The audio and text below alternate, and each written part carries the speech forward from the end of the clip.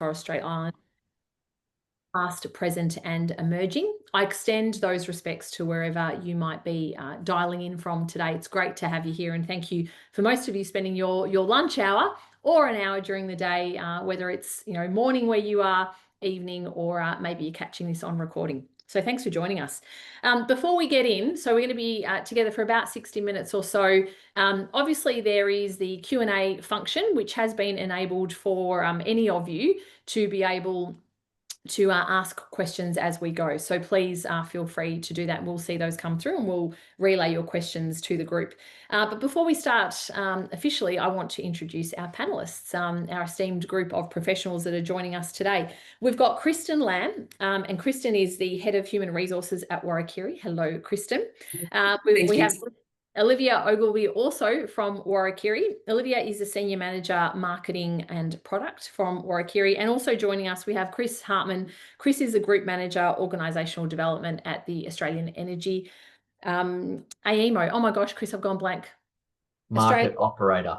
How could I have gone blank? I should have not had that.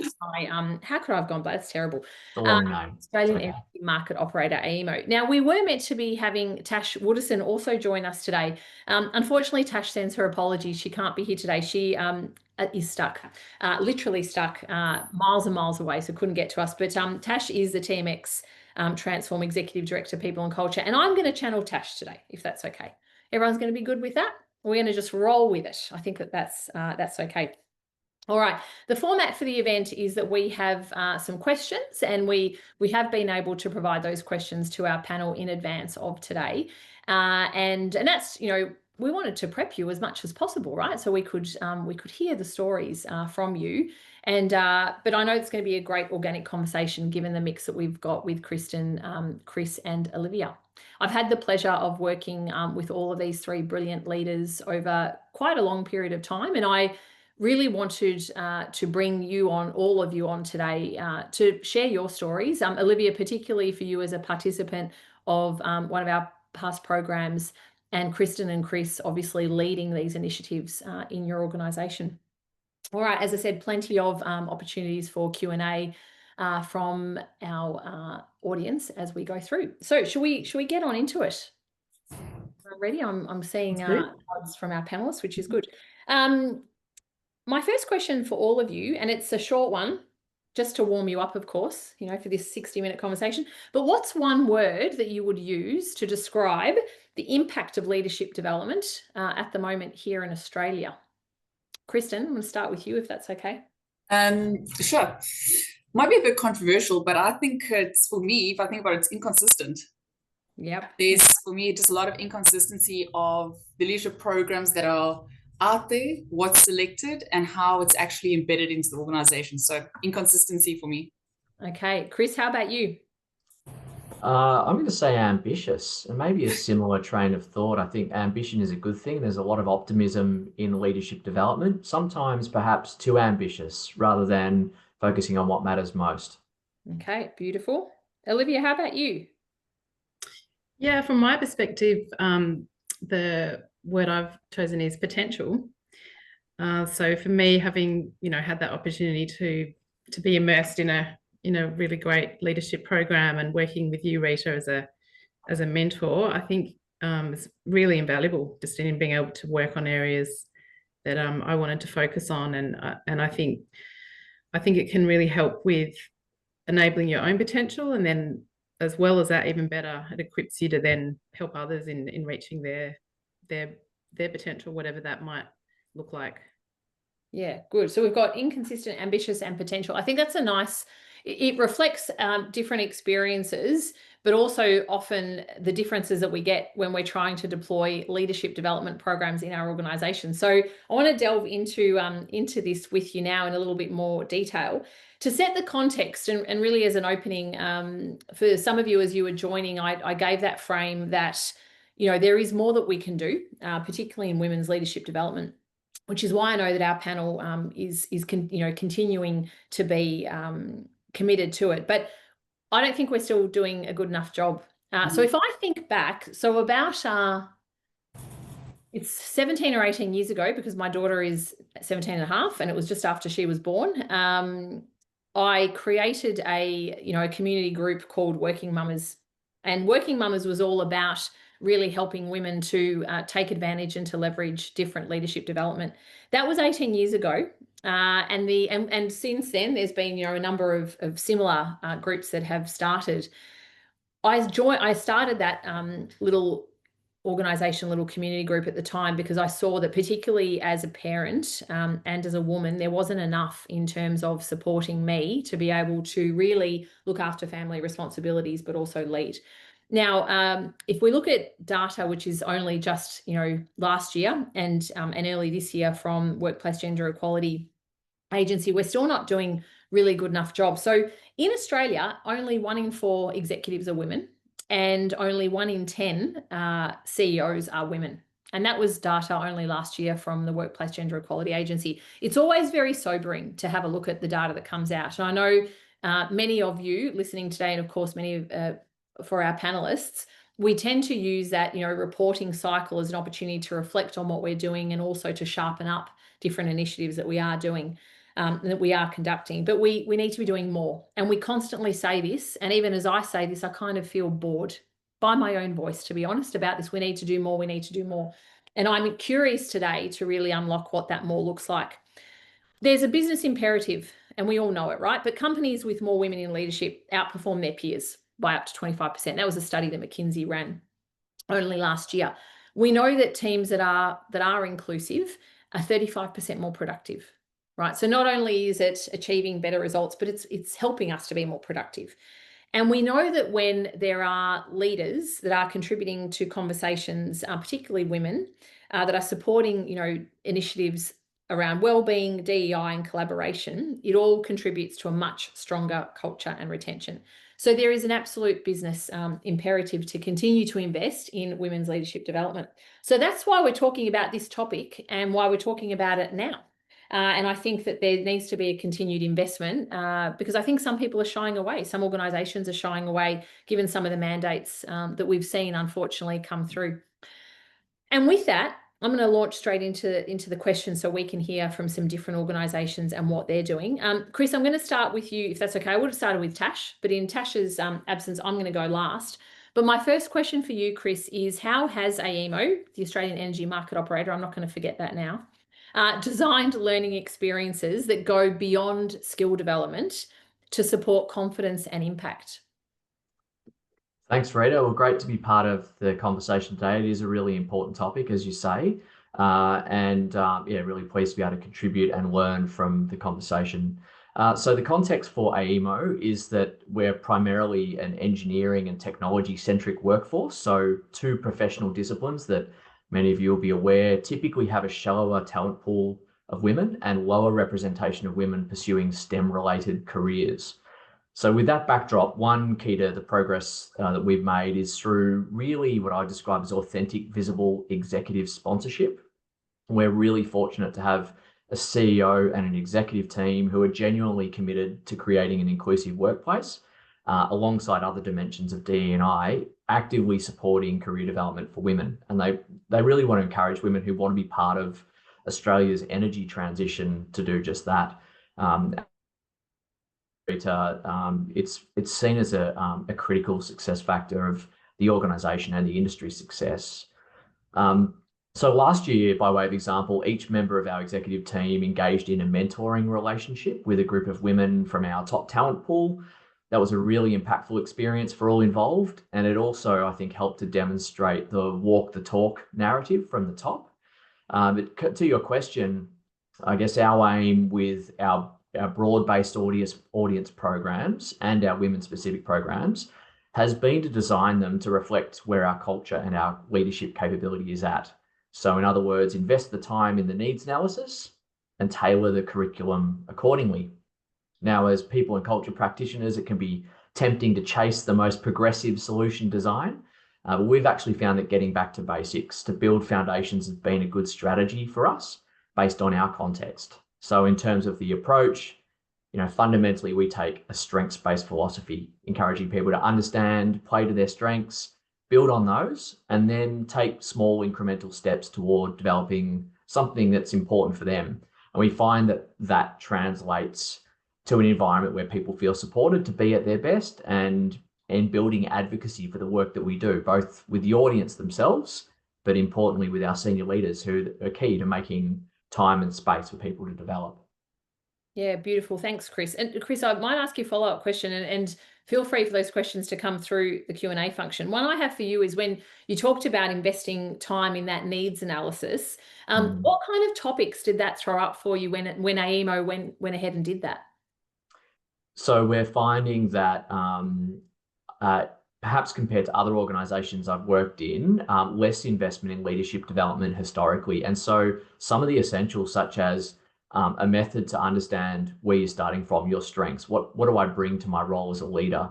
How do I better understand ways to engage, build psychological safety, create an inclusive environment? Some of these concepts were well known to our audience, and in some cases, these were new ways of leading. And so we didn't want to try and leapfrog and go to the most exciting, progressive, I guess, topics and content. We needed to start with getting a foundation of understanding about why that was important and how to go about the practical ways to build that. And that gives us a platform to build from. So a couple of examples there of things that in another organization or another environment might be well understood and developed, but in ours, we were I guess starting with a bit more of a greenfields approach. Yeah, nice. And I think that's it sounds like a very considered approach. And so you're not keeping up with industry trends, but you're actually listening to what the women, particularly in AEMO, needed, given that it is quite a male-dominated environment. Thank you, Chris. Olivia, I want to go to you now as a participant on one of the programs that Warwick Curie have facilitated. What was the most unexpected insight or shift that you experienced when you attended the Impact program? Yeah, thanks, Rita. Yeah, look, I think I'll just start by saying a general comment that I'd make would be that despite, I think many years of progress, women do still face, real challenges at different points in their career, in being able to sort of progress to that next stage. And I think, participating in this program just really brought to light how common a lot of the challenges are that we can all face at different times. And that in itself was, I think, helpful, in sort of working in a group context, where we were sharing actively our sort of history and our experiences. And I think that was, a very helpful kind of safe environment to be able to talk openly and share some of those challenges. So, I mean, I think there were quite a few themes that cropped up, during the program. It was a long program of, almost 12 months. So we're obviously working on a number of different areas, but if I was just to pick a couple of themes that I think are still, real obstacles for so many of us. So one was, work-life balance. I know it gets a lot of airtime, but I think it is still, a huge challenge for so many of us when we're trying to balance, a really fast-paced environment, often at work, alongside other, responsibilities outside of that. And in some ways, I think that's increasingly hard. A lot of it is related to technology, that you're always on, you're always connected to your workplace. It's very easy to just log on and work at any time and at any place. So that to me is still, I think, a really important area for organizations to not lose sight of, and to make sure that I think the culture and the structures, sort of thought through to really help women in tackling that. Another theme I think that came up along the way, with a number of, probably, a lot of the women, participating in the program and myself was, there can be maybe perhaps a tendency to focus on the real mastery, on the detail of, whatever your sort of area, your area of expertise is. And sometimes that can mean, that can come at the expense of maybe risk-taking or, experimenting with different parts of the business, different pathways. So that kind of, I think, propensity to give new things a go can be affected by just that sort of focus on the technical aspects of your role. And particularly now, organizations have, if, a lot of us are working in professional settings, and, organizations are complex places now. And the bar is already set pretty high, and the rate of change is pretty big. So I think that's another challenge. But having said all of that, I do think the experience I had working on the program was, I think, being immersed in a program, not just doing, one workshop here or an hour here or a week there, but actually working with, a professional coach over a really, sustainable period of time, meant that we could really talk honestly and really focus on those. There was a whole raft of things that we worked on, but it really gave that sort of chance to come up for air, step away from your desk, and actually give time to tackling some of these challenges, because there are things that we can all do to try and get past some of them. Yeah, thanks, Olivia. It makes me think of, the times when we might have a little sugar hit of something, but not really.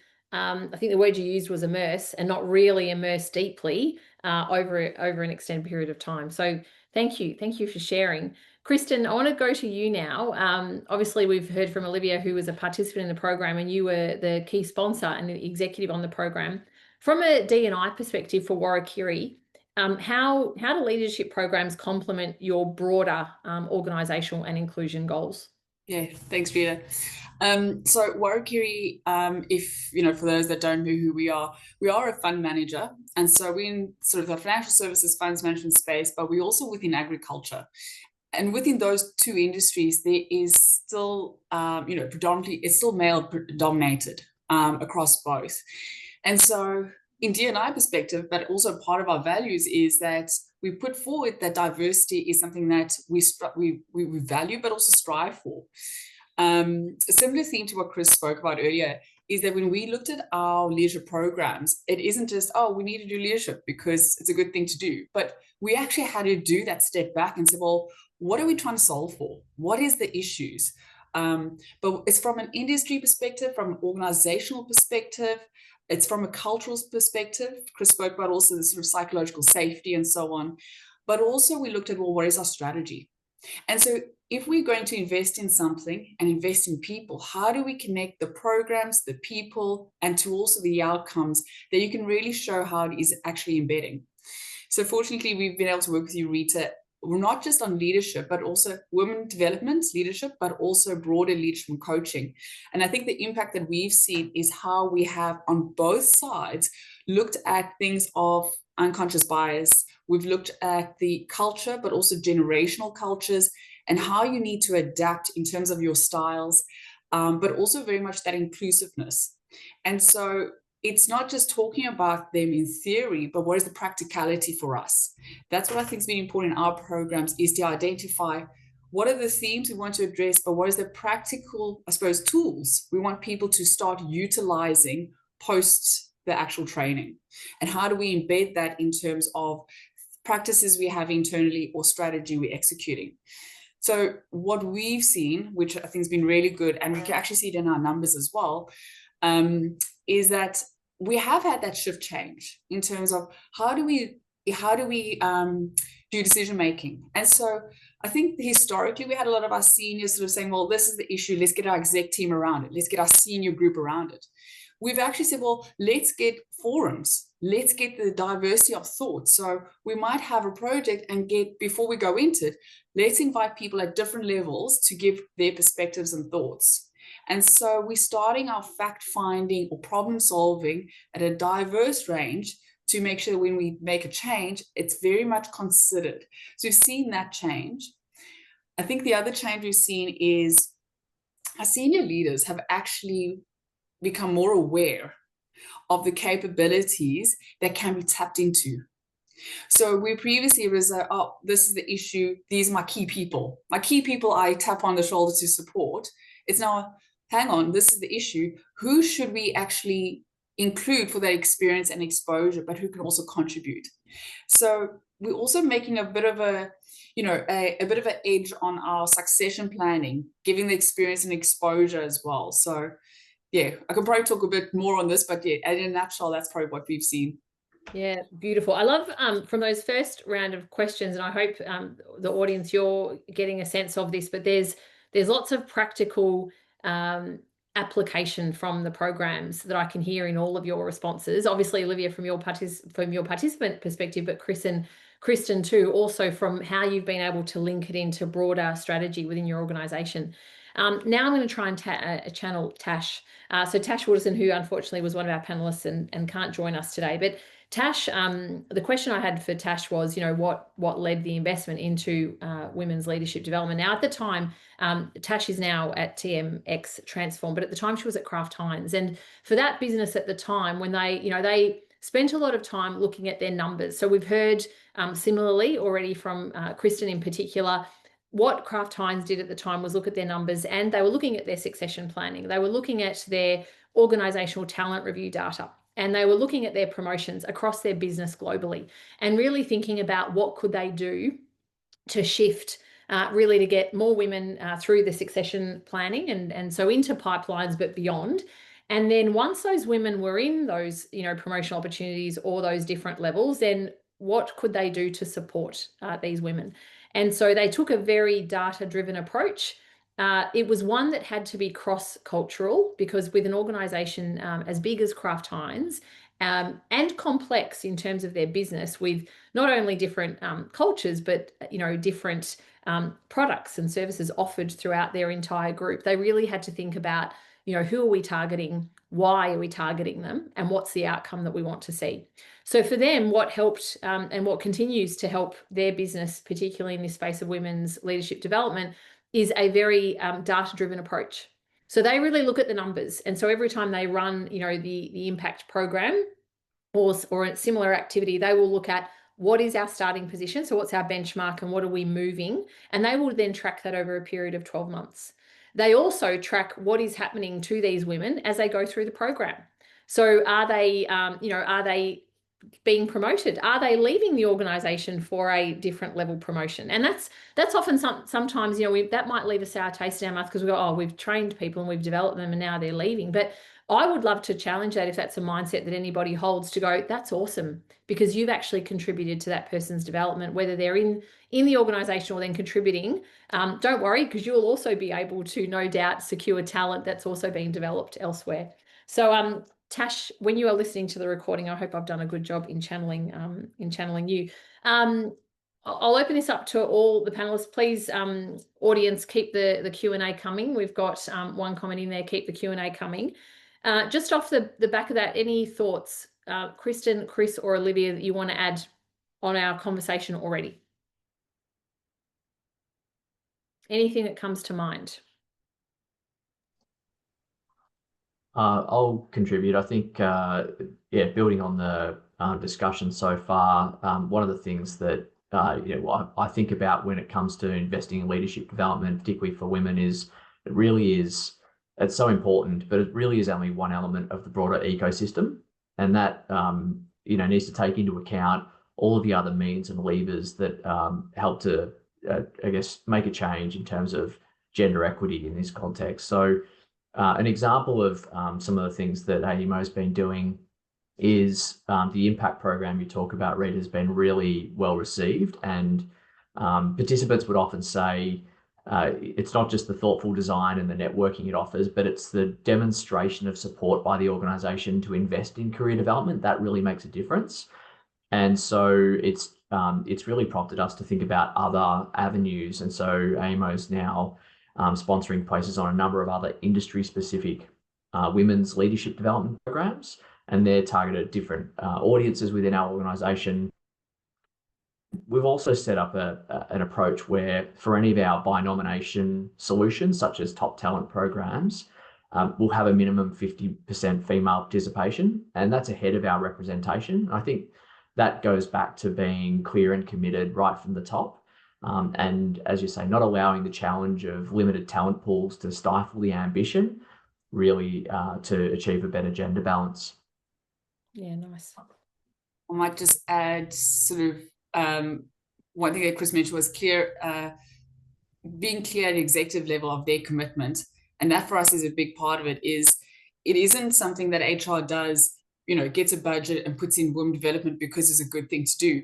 But when we actually invest, we have our senior leadership and executive team need to be committed that we're investing this financially and time-wise, but their commitment actually is from the start and continues sort of that 12 to 18 months thereafter. In terms of the embedding the real development and the opportunities, it's not providing the training.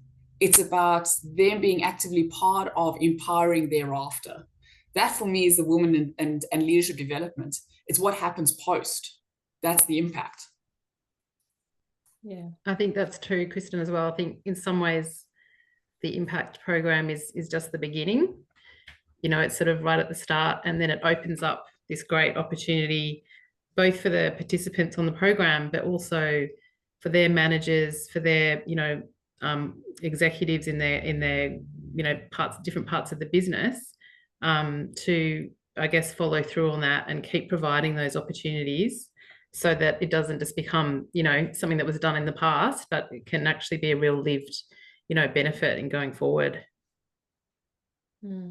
Thank you for sharing those thoughts. I think the sentiment I'm hearing there is again that strategic link. But what else? What else is happening to really complement almost the program?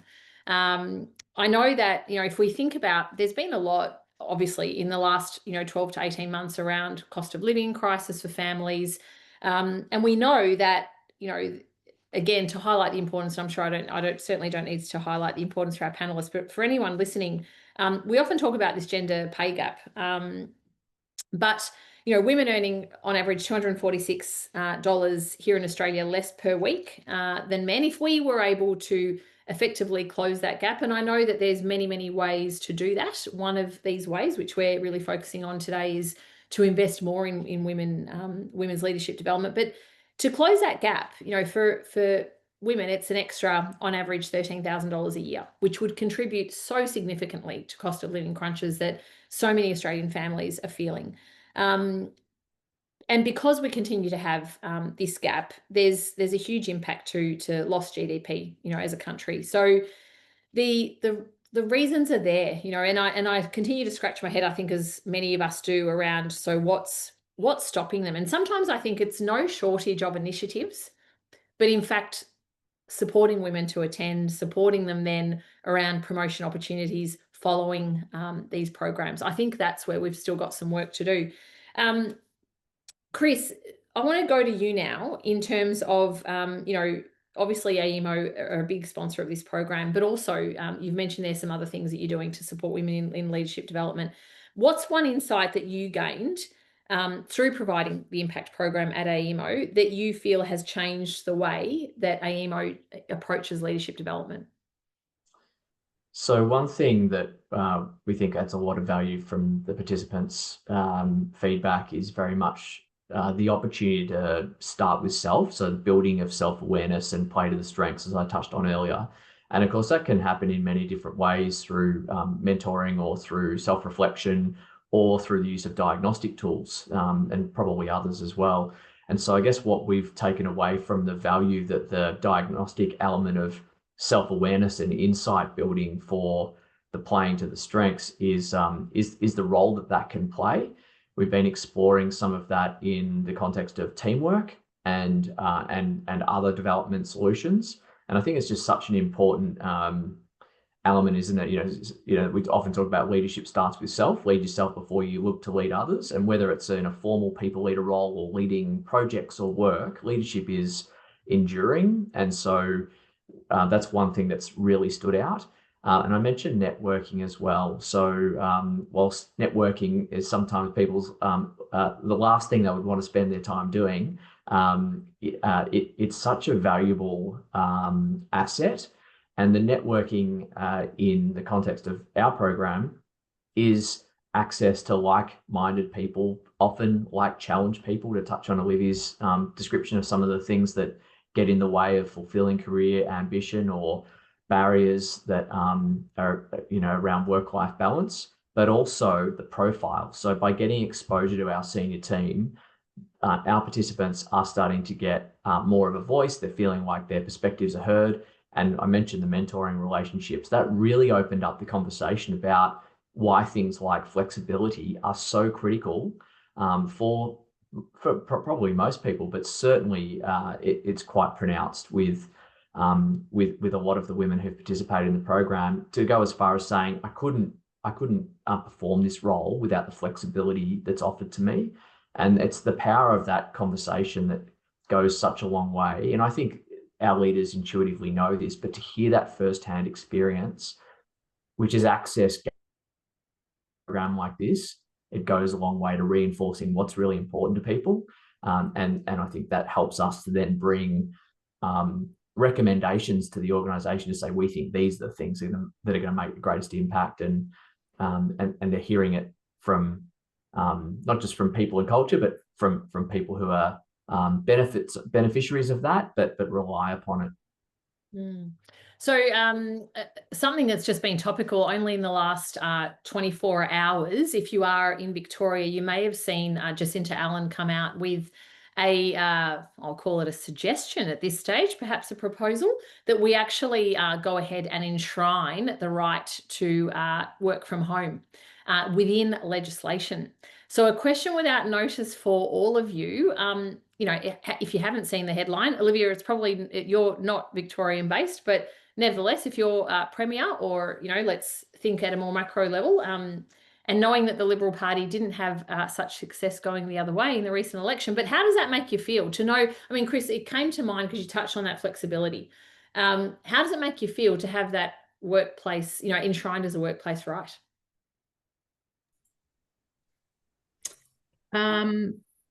Look, I think from my perspective, I think that would be, you know, a game changer for a lot of people.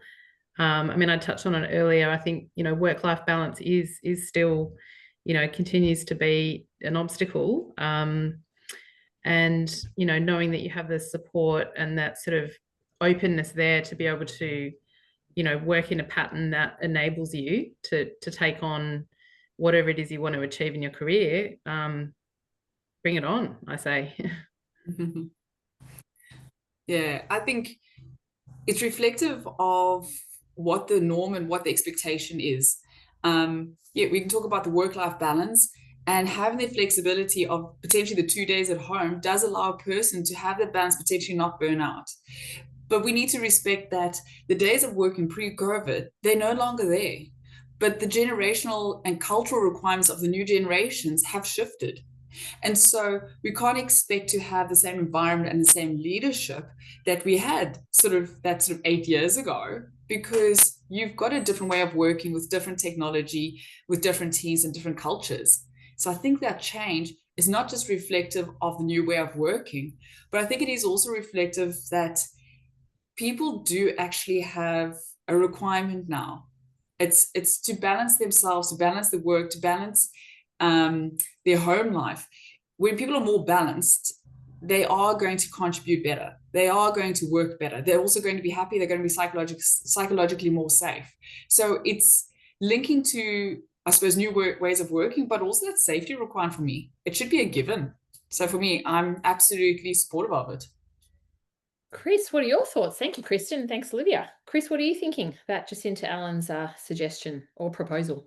Yeah, look, it's interesting, isn't it? It'd be fascinating to see how it plays out. Already there's been resistance, and I've heard, you know, threats of legal action, and then some people going silent on the matter. So it's going to be a really interesting political narrative.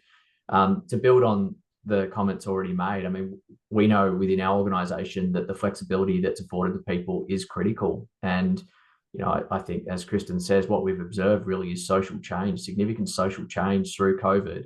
It's reset expectations, needs, lifestyles, and, you know, this is probably a reflective of the sentiment you hear in the debate. What I think is often overlooked are other supporting elements, such as what flexibility enables beyond, you know, just for the individual. Workforce participation is improving as a result of flexibility. It enables inclusion for people who might have mobility or other challenges with physically attending an office. There are certain work settings that allow people with who are neurodivergent perhaps feel more a greater sense of belonging and access to different ways of performing work. And I just think that anything we can do to make our work environment more inclusive is a good thing. How the legislation plays out is going to be very interesting to watch. Yeah, particularly, coming up into, it'll be sooner rather than later with that election period. And as we know, here in Australia, at least it hurt the last election significantly. It was one of those issues that really, really hurt the Liberal Party in particular. All right, Olivia, back to you now. I'm curious, and I'm sure others are curious to know, your perspective. So since attending the program, but also being immersed in it for so long, how has your leadership journey evolved? And what's been, the thing that supported you, but also the thing that's made the biggest difference? Yeah, so I guess a number of comments. So during the program, I think, definitely enabled me to learn new skills, but perhaps even more importantly, was really new ways of thinking, and, sort of almost breaking some of those sort of old thought patterns or work habits that, no longer sort of serve me. So, yeah, I think it provided a great sort of opportunity to sort of, refresh, to take, be able to know I was supported by the organisation to invest that time, away from the demands of day-to-day work to really focus on, development was fantastic. So yeah, and since then my role has evolved, over the last couple of years. Our business has grown, and I've now got a wider sort of remit of responsibilities. And I would say that the skills and insights I took away from the impact program continue to help me. They really do. And I think there's a couple of key insights. Like one, and I think Kristen and Chris actually both made comments, sort of along this vein, but I think a key insight for me coming away from it was just that, in terms of building capability, building confidence, a lot of it was around, access and exposure. And, what do I mean by that? That, really in terms of that, personal growth, professional growth, getting exposure to as many parts of the business as you can, to, different, projects perhaps that are slightly outside of your normal day-to-day, what you would typically work on, and just getting exposure to, and access to more diverse stakeholders, more diverse people within the organization. And yeah, I think, part of the program, I think part of it was very well designed in that sense, in that, because it ran over a really long period of time, we were able to put into practice some, new skills, in conjunction with the executive team, working with very senior leaders, to sort of support that. And then since then, now in my role, day to day, a lot of my role is working across diverse parts of the, organisation, the agricultural side, and then the funds management space. And I think going through a program for such a, really in-depth period of time just helped me in getting more comfortable, I think, with some of that diversity and managing some of that complexity. Yeah, nice. I think that exposure and that access to others, Olivia, you talk about, we often talk about sponsorship when it comes to these types of development programs. And so it sounds like this opportunity has given you the potential to be sponsored by a whole lot more people because they've actually seen you. So, it sounds like you've elevated the visibility too in the organisation. Yeah, no, I think that's right. I think it can help with profile building so that you're, typically you're working within a particular, business unit in the business. But a program like this did give exposure to, the whole business and the whole executive team. And it did provide opportunities to just to get to know, you know, some of the other execs in the organization better than I had done previously. So yeah, I think that's definitely a key, you know, particularly if it's something that doesn't come to you naturally. You know, not everyone's good at building a brand or is necessarily focused on their own brand or how they're perceived in an organization, you know, or they might not like doing that. But I think that was definitely, I guess, a really nice shift on the impact program, because I think it made everyone feel like, you know, getting clear on the value that you bring is so important, you know, in terms of not just the way that you're doing your job day in, day out, but you know, you have so much that you know, to offer that you can bring to the organization. And yeah, so I think that's definitely a big advantage of being able to participate in, you know, a program like the impact program. Yeah, okay. It's a good reminder of, you know, those almost those intangible benefits that come out of, you know, there may be things that you hadn't necessarily considered at the start of this kind of initiative, but that do end up coming out. A question I have for all of you, this was going to be a question for Tash, but I get to ask all of you this question now. So what barriers still exist in terms of being able, you know, women being able to progress into those senior roles? The statistics, you know, that I read out at the start are pretty sobering. So 1 in 5 of our CEOs are women across Australia. 23% of board seats are held by women. That is growing. So I want to acknowledge that that's growing, because I think a lot of organisations are doing so much to ensure parity in the boardroom. Only 1 in 4 execs, you know, is a woman. So what are the barriers from your positions and your vantage point, given that you're running these initiatives in your organizations, but what are the barriers that still exist, and how should we be approaching them differently? I'll go first. In terms of barriers, I think one of the barriers is there needs to be a clear, dedicated commitment, which we spoke about earlier, from that senior leadership team. And so when we talk about, you know, putting in a program, putting in the focus, putting in the plan to actually support someone, it's not something that is done on the side of your business as usual, something that's done on the side of you doing your strategy, but it actually is a key component of your role.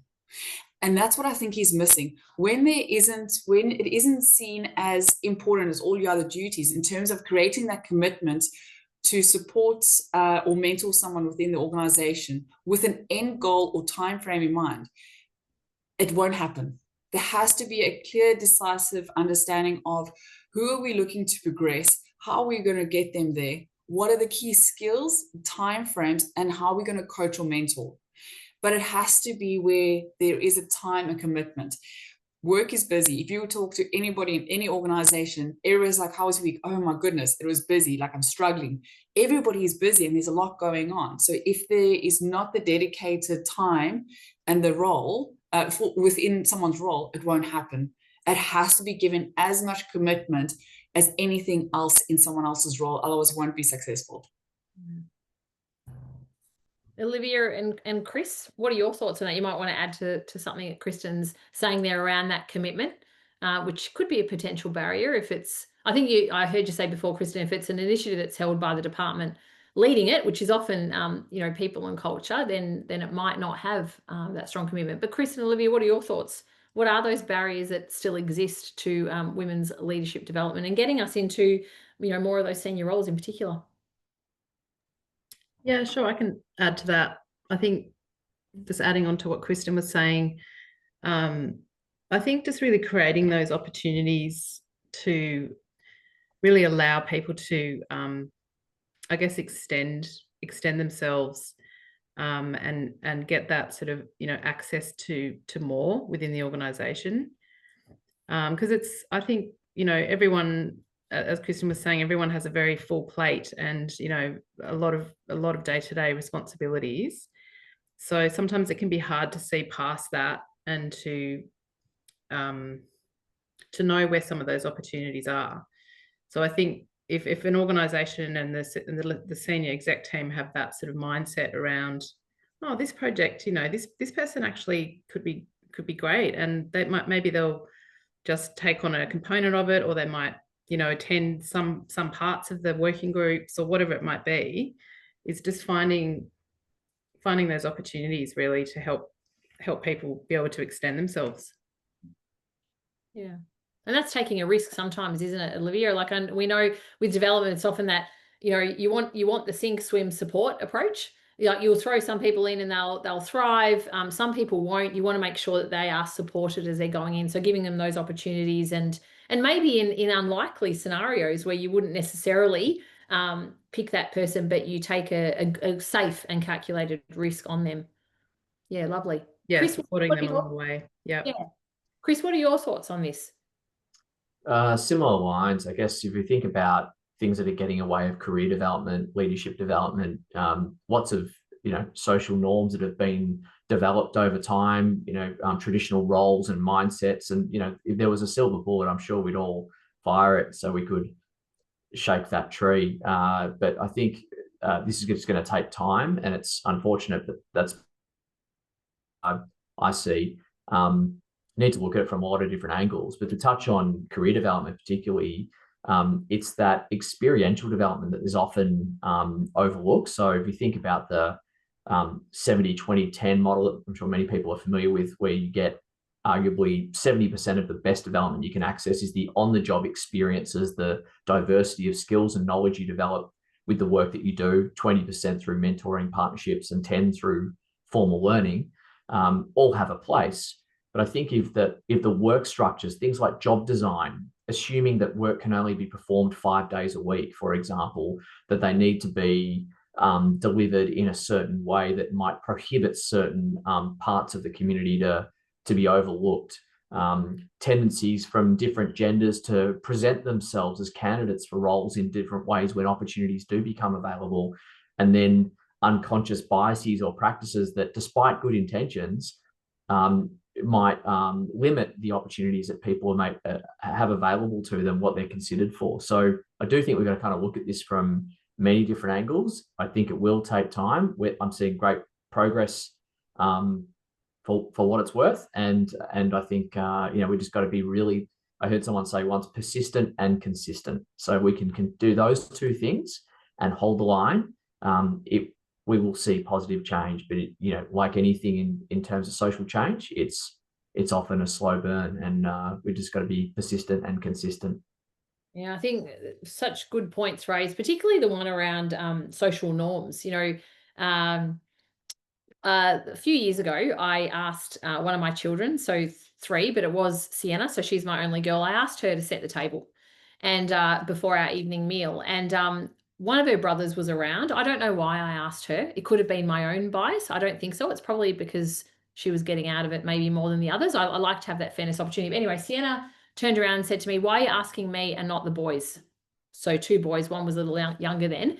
And she stopped me in my tracks, because I had to stop and think, why am I asking her and not one of the boys? And I did go through that period of really having to do a check on, is it because she's a girl that I'm asking her to do that? Which I don't think was the case. It was because she tended to get out of it more than the others. So I try and balance it up. But it was a question that stopped me in my tracks. And at the time, she was a young teenager. And so I think my point of raising that is that often the social norm stuff starts within families. And we, as employers, have really arguably no right to be getting into that domain. But I think what we can be doing is probably challenging some mindsets, you know, to the extent that we can within the boundaries, you know, of the workplace, but really starting to challenge mindsets around, well, why do I need to be doing that, you know?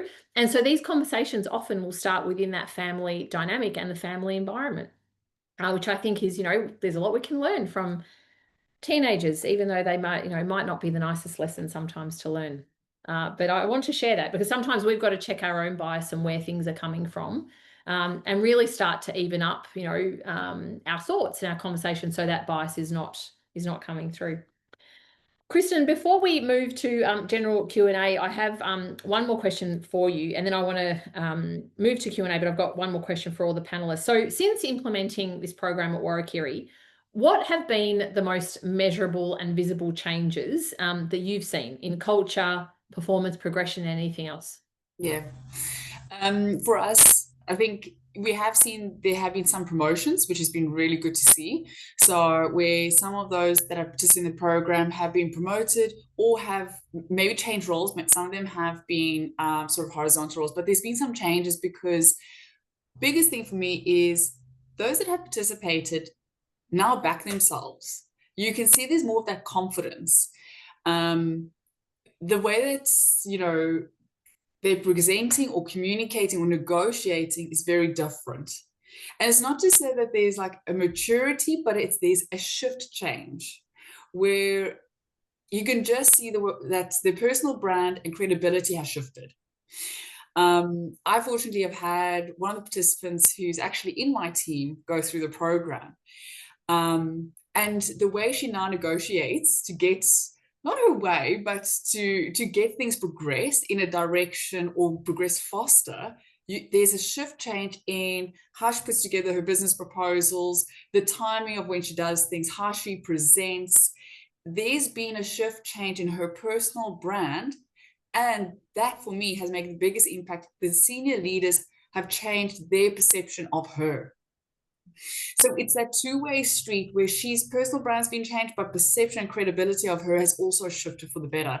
I can say it across all the participants, but very much from my own experience directly with one of our team members, you can see that. There's also been, and I mentioned it earlier, just that shift change in how our leadership is now being more inclusive. So more open to have that experiential opportunities, opening up forums for decision making, being a lot more inclusive in terms of strategy, sort of testing and design. Unfortunately, has resulted in a few more meetings, but the outcome means that what we implement is a lot more considered, but also we have a lot more people who now have access for contribution. So for me, that's been probably some of the big key takeaways that I've seen. Kristen, when you mentioned the change that you've seen from your team member around the personal brand and that conviction, which is a term we use a lot throughout the program, but that strong conviction, it was goosebumpy stuff, right? Because you know, seeing these women come through from, you know, when they join and just that building confidence, that ability to more strategically leverage networks, more strategically, you know, negotiate and I want to say argue, but it's not, but really put their case forward is goosebumpy stuff. So thank you for sharing that. We do have a question from Jay. Olivia, it's for you, and it's an opportunity for anybody now that in the audience that wants to ask a question in our Q&A functionality. So you just go down to the bottom, click Q&A, it'll take you there. Olivia, Jay says, Olivia, I may have missed it, but I would love to know what your role was prior to the program and where the program planning is taking you to now. Yeah, so I work in, so as Kristen was saying, I work in for Warrakirri Asset Management in the marketing and product part of the business. So the role that I've stepped into is a more senior marketing and product position, and having that extra, you know, responsibilities as well around the product side of our business, in terms of, you know, managing our ongoing product commitments, but also, you know, bringing new products to market. So it's been an expansion, I guess, of responsibilities as part of that. Beautiful. Okay, so one last final takeaway, if you like, from all the panelists before we move to any other Q&As. And Kristen, I might start with you if that's okay. So Kristen, Olivia, you get a little bit more time. If there was one thing that every organisation should do to go beyond the pipeline for women's leadership development, what is it? Plan. And so it's planning not just what you want to develop, but plan how you're going to embed. It's not the program, it's as much the program, but it is the 12 to 18 months thereafter of how you're going to embed it. It's the real return is the plan after the program. Beautiful. So that's that investment post-program. So plan to embed. Beautiful. Chris, how about you? I'd say the call to action for leaders is really to walk the talk. So the way they form their teams, the way they present opportunities, the way that they engage different parts of the organization, because I think that really sets the tone for people seeing and having belief that there is support and there is a career development pathway regardless of where you've come from, what skills you currently have. And I think if that's set from the top, then a lot of things become possible. When you don't have that genuine visible sponsorship that is matched with action, it does become a lot harder. And so I think that's really key. Beautiful. Thanks, Chris. And Olivia, what about for yourself? Yeah, so I think I'll just finish on, it's really, I think, around finding ways to give, you know, aspiring leaders that sort of greater exposure, greater access. That's where the growth can come in, and just providing the culture and, you know, the structures to really, I guess, enable that, and support people in being able to achieve what they want to achieve. Lovely. All right, so greater exposure, I heard, and access. Chris, you talked about that visible sponsorship, that support, career development, and Chris and you, it was plan to embed. And I think that's with any leadership development, you know, initiative that we embark on, it really needs to be about not just the event, not just getting that sugar hit, but really then thinking about 12, 18 months, even 2 years, what do we do after this? So some real nuggets there. So thank you. I'd like to take this opportunity now to thank all of you for your time. As we know, you know, everyone's busy, but I appreciate your preparation for this panel discussion, which I know people would have got so much out of. But Kristen, Chris, and Olivia, thank you so much for joining us today, for sharing your insights, either as program participants, but otherwise as program sponsors. Thank you very much. Thanks for having us. Thanks Thank for you, having Rita. us. It's been great. I think that's a great way to kick off a Monday. We'll provide the recording for the webinar too. So if you weren't able to, if you registered, you'll get obviously this recording. But for those of you might want to play back just to hear some of those stories and insights from Olivia, Chris, and Kristen. With that, I'll let you get on with your Merry Mondays. Thank you again for joining us. Thanks everyone for giving us your lunchtime too. See you very soon. Thanks, Rita. Thanks, everyone. Thanks. Bye.